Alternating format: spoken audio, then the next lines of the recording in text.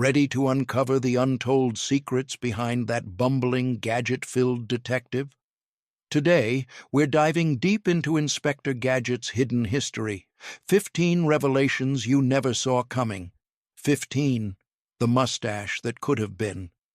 In the earliest trial version of the iconic animated series, Inspector Gadget actually sported a noticeable mustache that many viewers would recognize as reminiscent of Inspector Clouseau from the Pink Panther films. Producers initially found it an amusing nod to comedic detective tropes. However, once the pilot episode was shown to test audiences, alarm bells rang. Not only did some fans find Gadget's look too similar to Clouseau, but there were also genuine concerns about infringing on another franchise's brand. This kicked off a swift decision to remove that distinctive facial hair. Producers, wary of potential legal entanglements and brand confusion, swiftly shaved off Gadget's mustache. From that moment on, the character's design became more original, his face cleaner, younger, and arguably more approachable. The creative team realized that without the mustache, Inspector Gadget looked less like a parody of older detective figures and more like a standalone hero of a new generation. That single change drastically impacted the show's visual identity, steering it away from direct comparisons to classic detective comedies and helping Gadget secure a comedic voice all his own. Though it might seem trivial in hindsight, that mustache drama underscores how even the slightest detail can alter a character's destiny. The production team wanted to differentiate Inspector Gadget from the comedic traditions of the past, ensuring he wouldn't be overshadowed by Clouseau's legendary silliness. In many ways, this decision exemplified the show's broader commitment to forging its own path. By shelving the mustache before the series truly took off, they preserved the unique charm that made the bumbling, well-meaning, but highly mechanical detective resonate with audiences worldwide. 14. A different tune in Japan. Western fans of Inspector Gadget can't forget the jaunty, almost whimsical theme song that heralded each episode. But over in Japan, the series greeted viewers with a wholly different jingle. Instead of the familiar tune, Japanese broadcasters commissioned a local composer to craft an original intro, reflecting that market's penchant for upbeat, pop-infused openings. This rescoring was part of a broader trend in Japan, where international cartoons often received reimagined intros, sometimes with brand-new lyrics, sometimes purely instrumental, to align with local music styles and grab young viewers' attention immediately. This wasn't a simple language translation of the original theme. It was a full creative overhaul. Japanese producers understood that the show's comedic detective antics had universal appeal, yet they also saw the importance of making the experience feel distinctly homegrown. For fans who discovered the Japanese version decades later, the alternate opening was a shock, demonstrating just how differently Inspector Gadget was packaged abroad. The peppy instrumentation and localized lyrics maintained Gadget's fun spirit, but offered a fresh musical identity that distinguished it from the Western broadcasts. The practice of localizing foreign shows, beyond just dubbing, helped Inspector Gadget cultivate fan bases across continents. Each territory added its own sonic signature, ensuring the series felt relevant to local tastes. The Japanese intro became a hidden gem, circulating among die-hard enthusiasts, comparing versions online. For some viewers, it underscored the universality of Inspector Gadget's core charm, a clueless hero saved by his niece and dog set against comedic villains. Whether humming the Western or Japanese tune, fans globally agreed on one thing: this wacky detective could entertain in any language. 13. The legendary voice of Brain. Most cartoons thrive on iconic voices, and Inspector Gadget is no exception. While Don Adams's portrayal of the titular character remains unforgettable, many fans were surprised to learn that Brain the dog was voiced by the legendary Frank Welker. Welker, renowned for bringing Scooby-Doo, Fred, and Megatron to life, is considered among the most prolific voice actors in Hollywood. Brain, though canine and nonverbal, demanded a nuanced approach. Soft whimpers, cunning barks, and sometimes silly growls, all of which Welker executed with remarkable precision to give Brain his own comedic personality. Brain's role in the series was more pivotal than his limited dialogue might suggest. Whenever Inspector Gadget stumbled into danger, Brain was typically the first to respond, often disguising himself or using ingenious tactics to keep the mission on track. Welker's challenge was to convey Brain's intelligence, fear, and frustration without using human speech. From urgent barking to exasperated panting, every noise carried layers of subtext.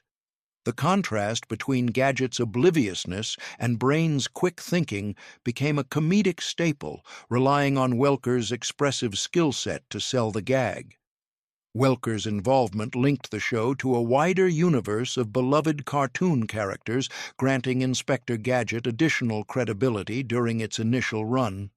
The dynamic of a resourceful dog overshadowing a clumsy detective was comedic gold, and fans grew attached to Brain's distinctive vocal style. His comedic timing, courtesy of Welker's veteran instincts, added warmth and humor, balancing out the show's reliance on mechanical hijinks. Ultimately, Brain became as recognizable as any fully speaking character, demonstrating that top-tier vocal talent can bring even a silent companion to life with charm and depth. 12. The educational adventure. When people think of Inspector Gadget, most remember the original cartoon or perhaps the live-action movie. However, the franchise once took an unexpected turn toward educational programming. During the mid-1990s, Inspector Gadget's Field Trip aired on the History Channel, taking kids and their hapless mechanical guide on tours of museums, historical sites, and other educational hotspots. Gone were the days of battling Dr. Claw. Instead, the inspector breezed through exhibits, providing fun facts on everything from ancient civilizations to modern technology, sprinkling silly mishaps along the way. This spin-off cleverly merged the show's comedic framework with real-world learning. Though Inspector Gadget remained clueless and reliant on help, this time from historical experts rather than Penny, kids were treated to actual educational content. The aim was to spark curiosity in a demographic more accustomed to cartoons than documentaries. For educators, it was a novel way to engage students who might otherwise ignore history or science programming. Even parents appreciated the change, seeing it as a guilt-free way for kids to absorb knowledge while being entertained. Inspector Gadget's Field Trip ultimately showcased how flexible the brand could be. Here was a character designed for slapstick comedy and outlandish gadgets, now reshaped into a light-hearted tour guide. Though overshadowed by the popularity of the original show, the series remains a noteworthy chapter in the franchise's history, proof that lovable cartoon characters can break out of their fictional confines to inspire real-world exploration. While it might not boast the same fame as the 1980s episodes, this educational escapade demonstrated the inspector's enduring ability to adapt and amuse. 11. Wowsers and Maxwell Smart. Longtime fans of Inspector Gadget are instantly familiar with his signature exclamation, "Wowsers!" This seemingly offhand remark actually has roots in Don Adams's comedic repertoire. Adams, known for his portrayal of Maxwell Smart on Get Smart, transferred his comedic style to Inspector Gadget. Maxwell Smart famously quipped lines like, "Would you believe?" in a nasal, deadpan voice that became iconic. With Inspector Gadget, Adams sought a fresh catchphrase that still carried the same comedic timing, birthing the now legendary "Wowsers" that punctuated the inspector's every confused escapade. Though Maxwell Smart was a secret agent and Inspector Gadget a mechanical detective, both characters shared a propensity for walking into danger and relying on last-minute saves. The comedic parallels between them weren't lost on viewers who recognized Adams's voice, but the key difference lay in the level of physical comedy. Gadget's mechanical arms and bionic props introduced a slapstick dimension missing from Maxwell Smart's spy routines. With Wowsers, Adams captured that perpetual sense of surprise, one part frustration, one part disbelief, while bridging his two iconic roles through comedic DNA. For many, Don Adams's comedic timing and distinct vocal style were just as crucial to Inspector Gadget's appeal as the show's theme song or gadget-laden premise. Wowsers became the perfect shorthand for Gadget's exasperation in moments when his mechanical limbs malfunctioned or he inadvertently blew up Chief Quimby. Ultimately, it was this blend of Maxwell Smart's comedic rhythms and the inspector's cartoonish environment that solidified the franchise's enduring charm. Each Wowzers stands as a loving nod to Adams's comedic legacy and an instantly recognizable highlight of the series. 10. The birth of Inspector Gadget. In 1981, American animator Andy Hayward joined DIC Entertainment, bringing with him the seeds of what would become Inspector Gadget. Fascinated by the success of shows like Get Smart, Dynomutt, and The $6 Million Man, Hayward envisioned a detective brimming with mechanical enhancements who could whip out any needed tool from within his coat or hat. The twist? He'd be hilariously incompetent. While other heroes used technology skillfully, Inspector Gadget's bungling ways meant real success depended on his niece, Penny, and their loyal dog, Brain, who often saved the day. Debuting in 1983, the animated series quickly established a winning formula. Each episode found Gadget stumbling through MAD's latest threat, concocted by the mysterious Dr. Claw. Despite a bounty of go-go gadgets, the inspector remained oblivious to the real detective work happening behind him, usually Penny hacking computers or brain-trailing clues. Audiences across the globe were drawn to this comedic subversion of a spy adventure cartoon. With 86 episodes produced by 1985, the show's international syndication and infectious theme song ensured kids everywhere recognized that unforgettable "Go, Go, Gadget" catchphrase. The show's comedic DNA set it apart from the era's more straightforward action cartoons. Inspector Gadget wasn't about muscle-bound heroes. It was a slapstick detective farce that relied heavily on comedic mishaps. Viewers delighted in Gadget's malfunctioning at crucial moments, often forcing Penny or Brain to compensate. This dynamic distinguished it from standard hero narratives, emphasizing comedic relief and underdog resilience. Beyond mere laughs, Inspector Gadget subtly suggested that intelligence and teamwork trumped high-tech gimmicks. A timeless message wrapped in bright animation, wacky contraptions, and that iconic theme tune. 9. The first live-action appearance. While Matthew Broderick is famously remembered as the first actor to bring Inspector Gadget to life on the silver screen, a lesser-known cameo happened a full decade earlier. In 1989, the Super Mario Bros. Super Show, also produced by DIC, featured a bizarre crossover where a live-action Inspector Gadget, portrayed by Maurice LaMarche, visited the same world as the Mario Brothers. Though brief, this cameo felt like a silly collision of universes, with Gadget sporting his trademark trench coat and interacting directly with Mario's comedic world, a precursor to what could come later. Maurice LaMarche would go on to voice Egon Spengler in the real Ghostbusters and the Brain in Pinky and the Brain, solidifying his status as a major figure in voice acting. Back then, though, fans had yet to see a fully realized version of Inspector Gadget in flesh and blood form. This cameo teased the possibilities of a live-action adaptation, even if it amounted to a few fleeting gags. For a generation of kids glued to the Super Show, seeing Gadget outside of his cartoon environment was a charming, if somewhat odd, novelty. This cross-promotional moment underscored DIC Entertainment's knack for intertwining their properties. While it might seem random today, it demonstrated the studio's faith in Inspector Gadget's brand power, strong enough to warrant a cameo alongside Nintendo's beloved plumbers. The segment also spotlighted how outlandish the Inspector's presence could be in a real-world setting.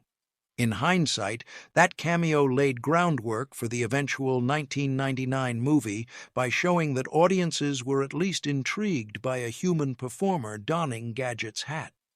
Even if fleeting, it signaled there was an appetite for more. 8. From Universal to Disney. In 1993, Universal Pictures nabbed the rights to develop an Inspector Gadget movie. They envisioned Ghostbusters director Ivan Reitman at the helm, with Jeff Loeb, credited for Teen Wolf and Commando, writing the script. Plans were ambitious, seeking to weave comedic energy and mild action reminiscent of the cartoon. However, the project's trajectory changed drastically when Disney took over DIC. Suddenly, Universal's involvement fizzled, and Reitman's creative blueprint was shelved. A new writing team emerged. Kerry Aaron, Zach Penn, and Dana Olson would now shape the script under the House of Mouse. Legend has it, Steven Spielberg briefly entertained producing the film, but that collaboration never crystallized. One can only imagine a Spielberg-infused Inspector Gadget, perhaps more whimsical or richly cinematic. Instead, Disney steered the adaptation toward a bright, broadly comedic family movie. While fans speculated about what a slightly edgier Universal version could have looked like, Disney's marketing prowess and experience with live-action family comedies suggested a smooth transition. Yet, the final product ultimately bore the unmistakable Disney stamp, leaning heavily on cartoonish visuals, slapstick humor, and broad appeal for younger audiences. This behind-the-scenes shift revealed the complexity of adapting beloved cartoons for the big screen.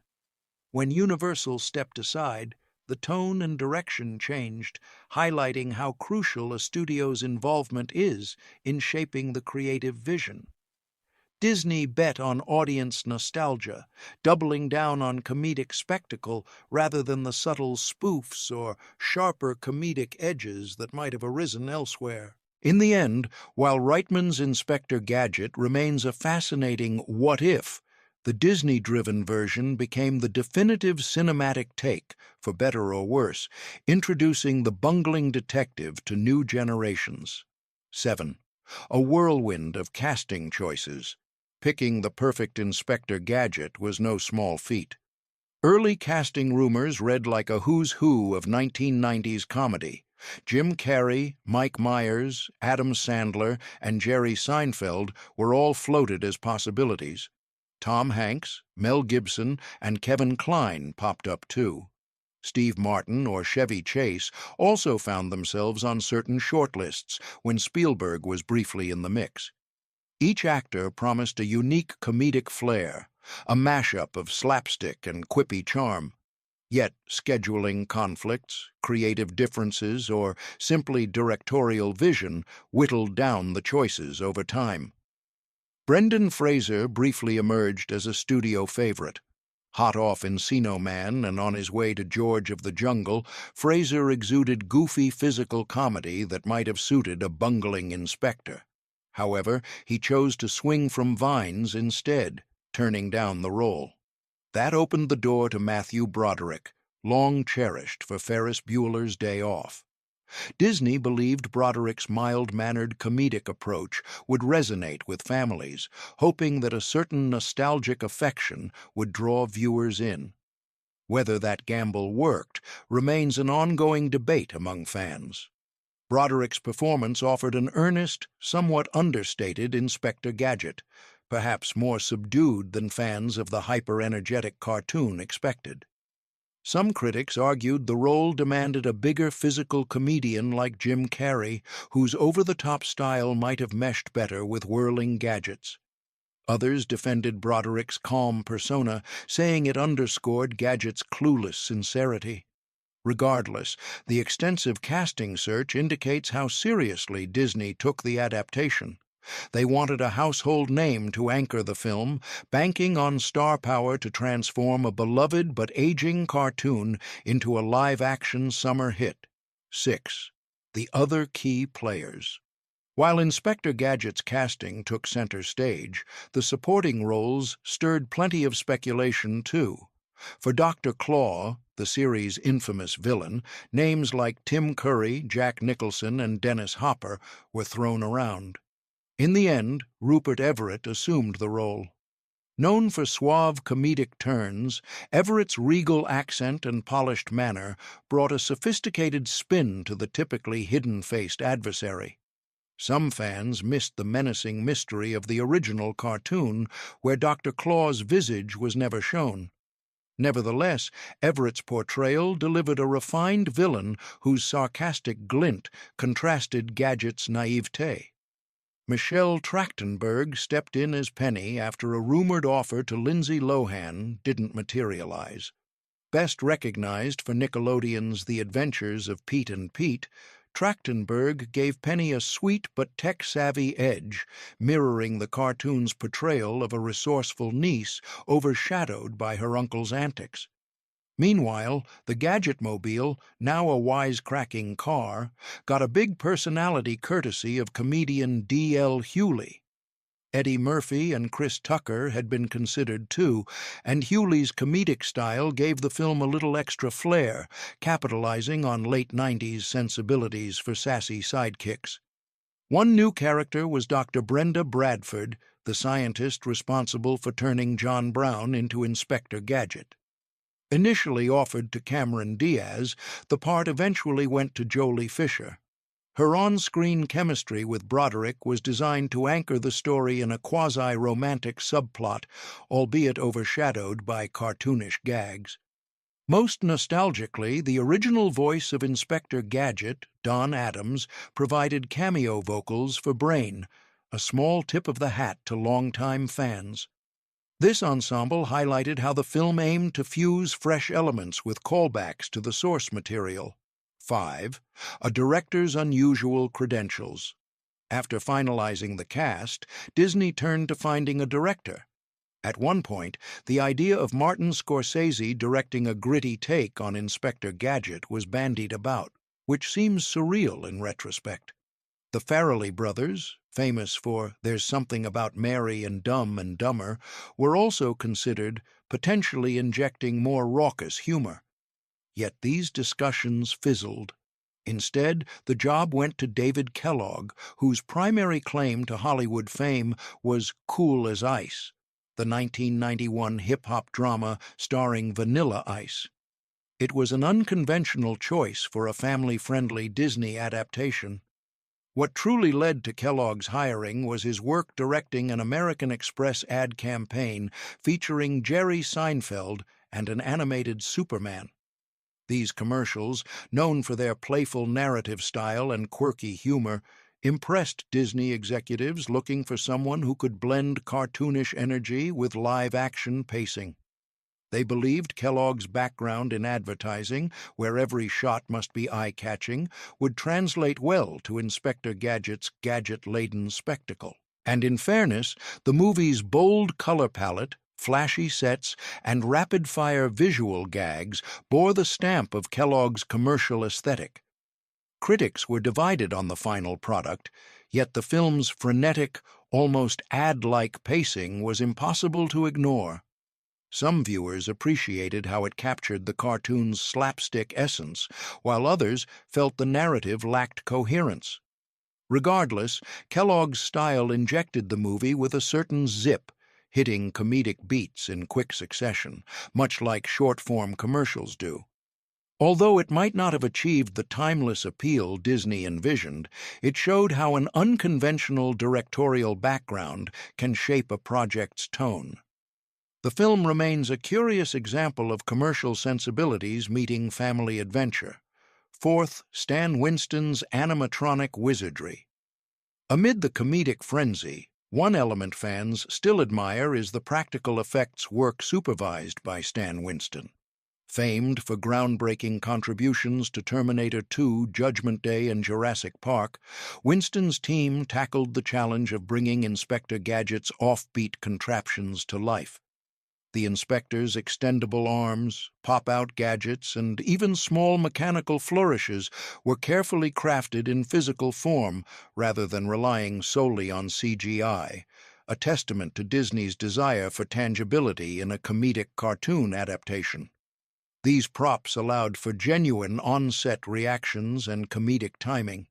From spring-loaded boxing gloves to helicopter hats, Winston's workshop engineered gadgetry that captured the outlandish spirit of the cartoon. While some illusions required post-production, many sequences showcased practical pieces, giving actors a tangible environment to interact with. This approach harkened back to earlier eras of filmmaking, where animatronic ingenuity reigned. Instead of green screen illusions, Winston's mechanical designs grounded the comedy in reality, ensuring that the humor was as physical as it was visual. Actors could physically handle these props, reacting believably to malfunctions or comedic mishaps. Though the film fell short of critical acclaim, Winston's craftsmanship stands out as a bright spot. His touch lent the project an authentic comedic vibe, blending cartoony exaggeration with real-world tangibility. For a character whose entire premise centers on zany technology, having an effects maestro like Winston was a major asset. The result, while the storyline might not have won over every audience member, the mechanical wizardry offered a visual treat, preserving the playful design aesthetic that first captured children's imaginations in the original 1980s cartoon series. 3. The End of Caravan Pictures. Behind the scenes, Inspector Gadget was co-produced by Disney, DIC Entertainment, and Caravan Pictures, the latter known for its Lonely Traveler logo. Launched in 1992 by Joe Roth and Roger Birnbaum, Caravan produced an eclectic slate, including The Three Musketeers, 1993, Angels in the Outfield, 1994, and While You Were Sleeping, 1995. Their films ranged from light-hearted family fare to more adult-themed titles like G.I. Jane, 1997. By the late 90s, the studio's fortunes began wavering, hinting at shifting tides in Hollywood's rapidly consolidating market. Inspector Gadget, released in 1999, became Caravan's final production before the studio dissolved and was effectively folded into Spyglass Entertainment. The timing couldn't have been more emblematic. The film's lukewarm performance mirrored a transitional period in the film industry where niche studios were either absorbed by larger entities or rebranded entirely. Thus, Inspector Gadget occupies a special place in Caravan's history, serving as its swan song. For a company that delivered several memorable hits during the decade, this comedic foray into cartoon adaptation marked an understated, if slightly disappointing, farewell. In retrospect, Caravan's involvement underscored their willingness to experiment with lighter, kid-friendly material as they wrapped operations. While not the triumphant success the studio might have hoped for, Inspector Gadget illustrated Caravan's range, from swashbuckling action to heartfelt sports comedies and, finally, outlandish detective capers. Though overshadowed by the era's blockbusters, it remains a noteworthy piece of 90s pop culture, closing the chapter on a production house that had, for much of that decade, navigated Hollywood's shifting landscape with a fair amount of creative daring. 2. Financial woes and lost potential. By the time Inspector Gadget hit theaters in July 1999, test screenings had already prompted Disney to trim the film from 110 minutes down to a mere 78.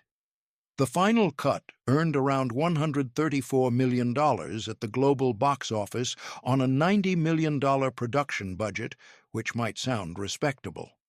However, once hefty marketing costs and other expenses were tallied, Disney reportedly took a $30 million loss. In a summer crowded with cinematic heavy hitters, Star Wars, The Phantom Menace, The Matrix, The Mummy, Inspector Gadget simply couldn't carve a lucrative niche. Critical reception was equally harsh. Reviewers panned the movie's frenetic pace and light story, criticizing its choice to reveal Dr. Claw's face, negating an iconic cartoon mystery. It also lacked the warm comedic chemistry that older fans remembered from the original series. Eager to promote the film, Disney launched tie-in merchandise, including a McDonald's Happy Meal lineup featuring a silly, oversized Gadget hat. Yet these marketing ploys weren't enough to elevate the film beyond its middling status, and it vanished quickly amid fiercer competition that same summer. In retrospect, Inspector Gadget came too late for 80s nostalgia to hit full swing and too early to benefit from the enormous wave of reboots that dominated the 2000s. While the brand name piqued curiosity, the film itself never captured the spirit that made the cartoon a worldwide favorite. Many fans still wonder if a different cast or approach, perhaps Jim Carrey's clownish physicality, could have unlocked the property's real comedic potential. Ultimately, it stands as a cautionary tale for studios. Even a beloved cartoon franchise can misfire when tone, timing, and execution don't align. 1. The 2015 CGI Comeback.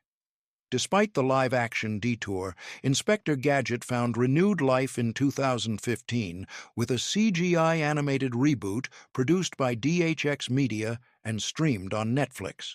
The series offered a slick, modern 3D style, featuring sharper character models that appealed to young viewers accustomed to Pixar and DreamWorks hits.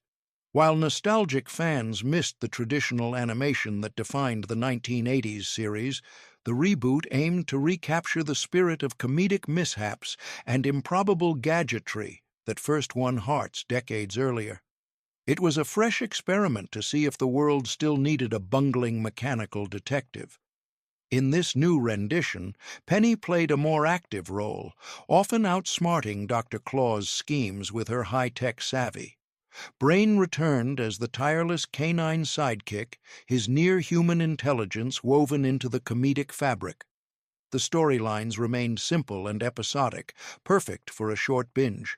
For older fans, the shift to CGI felt jarring, but the show's success rested on whether it resonated with the next generation. By modernizing a timeless concept, an inept hero propped up by resourceful allies, the reboot reaffirmed Inspector Gadget's comedic value. Though it never achieved the wild popularity of the original series, the 2015 reboot signaled that Inspector Gadget still commanded enough nostalgia to warrant new projects. Younger audiences, unfamiliar with the 1983 show, got a taste of his silly heroics in a format consistent with current animation trends. Meanwhile, longtime devotees revisited the franchise, curiosity piqued by the updated visuals and storyline tweaks. In an era brimming with reboots, Inspector Gadget's CGI revival validated that a clumsy detective with a heart of gold and a trunk full of contraptions remains inherently watchable. If these behind-the-scenes secrets made you say, "Wowsers," hit like, drop a comment, and subscribe for more. Share this video with friends who love retro cartoons. Your support keeps our gadgets running.